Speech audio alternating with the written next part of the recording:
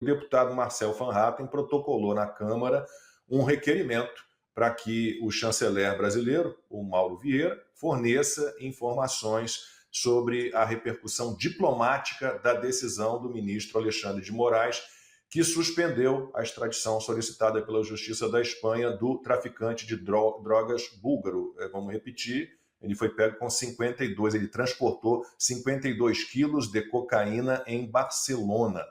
Tá? Em discurso no plenário da Câmara dos Deputados, o Marcel Van Hatten contestou a atuação do ministro Moraes no caso. Que para Alexandre de Moraes, um traficante é mais digno do seu apreço do que o cidadão brasileiro que sofre com a alta criminalidade. Nesse caso, é um estrangeiro, um búlgaro preso no Brasil, requisitado pelo governo espanhol, porque foi flagrado com 52 quilos de cocaína no aeroporto de Barcelona e depois conseguiu chegar no Brasil. E o Alexandre de Moraes diz: não vou extraditá-lo, porque supostamente há uma reciprocidade. Não há equivalência. Aliás, jamais poderia haver entre um crime e uma perseguição política. Ana, a gente espera que haja alguma reação, a gente sempre espera que haja alguma reação, a gente sabe que é difícil, uma reação doméstica da Câmara, do Senado Federal, a gente espera que haja uma reação da ONU, de alguma forma, né? Tem lá uma convenção sobre drogas, se o Brasil desrespeita, alguma coisa deve ser feita, e sobre essa moeda de troca, da qual o Marcel Van Hatten fala, completamente sem pé nem cabeça, houve algo parecido com o Alan dos Santos também, né? Foram agentes do FBI e da CIA foram ao Brasil para tratar da extradição de um espião russo, né, preso no Brasil, e lá na reunião, para tratar exclusivamente da extradição desse espião russo, o governo brasileiro pediu: beleza, eu te mando esse espião russo aí, que tinha um trabalho lá de espionagem na ONU, né, no Conselho da Europa e tal, e eles dizem: olha, tudo bem, a gente manda esse espião russo para vocês nos mandam esse cara aqui, Alan dos Santos. Assim, mas o que esse cara aqui fez? Aí mostram lá uma série de publicações do Alan, vídeos do Alan, e a resposta dos americanos foi: são só palavras.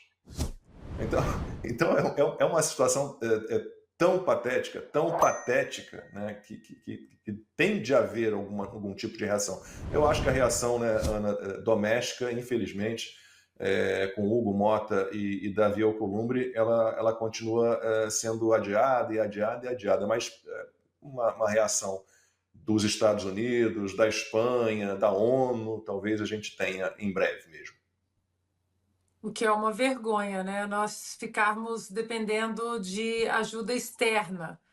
Um Senado tão caro, agora vai gastar 90 milhões de reais para, como o presidente Davi Alcolumbre disse, para valorizar a instituição, para que o brasileiro entenda e valorize o Senado, né? Um vexame isso, porque o brasileiro entende muito bem que o Senado é a nossa única ferramenta constitucional para parar esse tipo de atrocidade contra a nossa Constituição, qualquer atrocidade, aliás, cometida por ministros do Supremo Tribunal Federal. E, no entanto, eles dão de ombros. Eles dão de ombros. Agora, Lacombe, essa reunião do FBI, eu sei alguns detalhes dessa reunião do FBI com o governo do Lula, o governo brasileiro, quando eles perguntaram sobre o Alan dos Santos, nessa transação que você mencionou, e eles perguntaram, como você disse, né, o que o Alan dos Santos tinha feito, qual foi o crime. E eles, como você disse, mostraram, né, as palavras horrorosas ditas por Alan dos Santos e como ele criticou aqui. E o que eu sei, Lacombe, foi que eles repetiram a pergunta, eles falaram: tá, ok, mas e agora? Qual foi o crime? E eles continuaram mostrando as opiniões do Alan dos Santos, aí eles tentaram dizer ataque à democracia, e mostraram os tweets e tudo, e eles perguntaram 3 vezes: ok, mas agora você pode nos dizer qual foi o crime? É vergonhoso isso. É vergonhoso isso, o papel que nós estamos fazendo perante o mundo. O problema, Lacombe e Silvio, é que isso não para apenas na vergonha internacional. Isso é uma ameaça a financiamentos, a investimentos estrangeiros, a nossa economia, que hoje as pessoas olham para a gente não apenas como uma economia que anda ali meio, né, aos trancos e barrancos, mas uma economia que antigamente, mesmo ali aos trancos e barrancos, é um solo fértil, é um mundo, o agro brasileiro continua sendo muito bem visto no mundo, nos Estados Unidos, mas hoje há a insegurança jurídica. Será que vale a pena investir num país que não extradita traficantes, que traz de volta, né, condenados de outros países metidos em grandes esquemas da Lava Jato, da Odebrecht, que persegue opositores políticos pelo crime de opinião, muitas aspas, né? Então, o deputado Marcel Van Hatten, ele tem sido uma das pouquíssimas vozes no nosso Congresso. Não vou citar todos os outros, que nós sempre falamos aqui deles, né? Zucco, Nicolas, Biaquices e outros ali, Girão também no Senado. Mas o Senado é vergonhoso. É vergonhoso.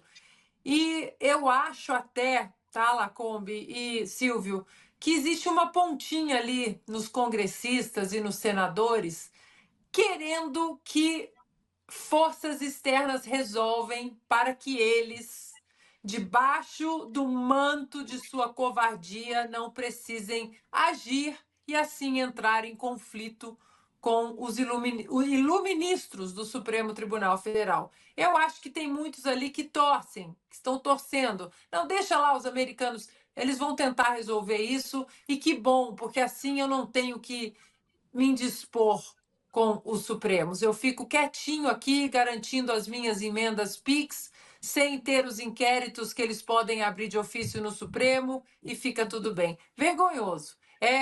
Como o Silvio muito bem fala, nossas páginas do Senado, páginas do Congresso nessa época, elas serão manchadas na nossa história, já estão.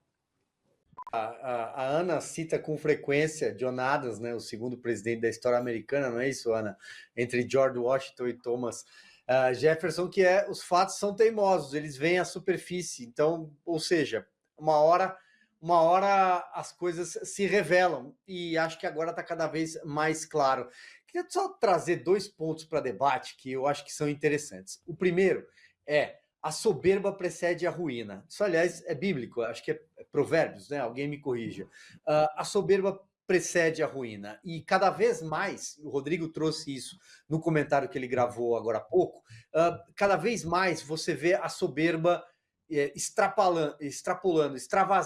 O ministro Luiz Roberto Barroso, o ministro Alexandre de Moraes, o ministro Gilmar Mendes, com muita frequência, ele é frequentador, aliás, dos estúdios da Globo News, por exemplo, ele se reveza com o Flávio Dino, né? Uma semana vai um, na outra semana vai o outro. Eles estão cada vez mais soberbos, cada vez mais dobrando apostas que eles sabem que eles já perderam. Eles sabem disso. Se tem algo que esses ministros do Supremo não são, eles não são burros. Eles sabem que eles criaram um problema para eles mesmos, eles perderam o ponto de recuo quando era possível, e eles estão dizendo não para a única saída possível no espectro político brasileiro. O espectro legal, jurídico, aí são outros 500, aí eles vão ter que se resolver com a lei e tentar dar algum tipo de formato para o que eles criaram no Supremo Tribunal Federal, esse monstrengo jurídico em relação ao 8 de janeiro, que não se enquadra em nenhum tipo penal. Mas no espectro político, eles têm o PL da anistia no Congresso Nacional, que pode, de alguma forma, aplacar e minimizar o estrago feito no país, porque vai devolver para casa mães, avós, pais, cuidadores, muita gente que está presa injustamente. Aliás, condenada a penas impossíveis, por delitos impossíveis.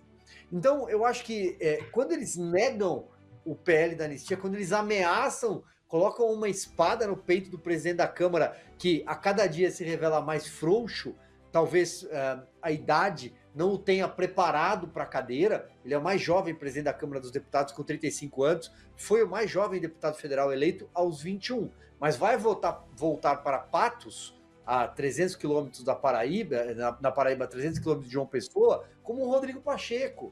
É disso que se trata. Ele não está pronto para a cadeira.